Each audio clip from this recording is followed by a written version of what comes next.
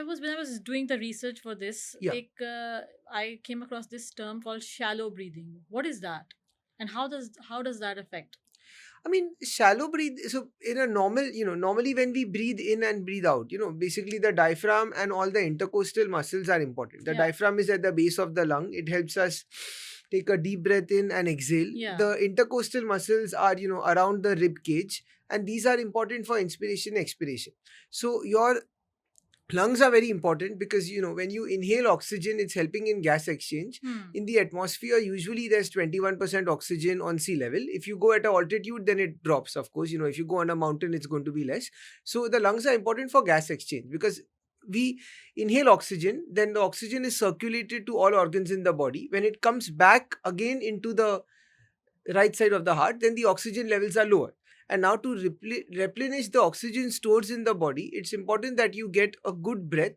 So you need a nice, to get efficient, dynamics or mechanical advantage for your breathing to be more efficient. It's Yeah. important that you have a deep breath. Now what happens is there are some lung conditions from which people are unable to take a deep breath, like say Yeah. for example, if there is weakness of the respiratory muscles, if there are some conditions like COPD, which is chronic obstructive pulmonary disease, or smoking related lung disease in short. Sometimes there are conditions like lung fibrosis or interstitial lung disease. And if the lung fibrosis or COPD becomes advanced, at that stage, what happens is the breathing is quite labored, in the sense that the breathing is not very efficient. So people take rapid, shallow breaths, and that breathing is not effective because it's not, helping in gas exchange to take in oxygen to wash out the carbon dioxide. Yeah. So these things can happen. And that's why, because the lungs are the most important sort of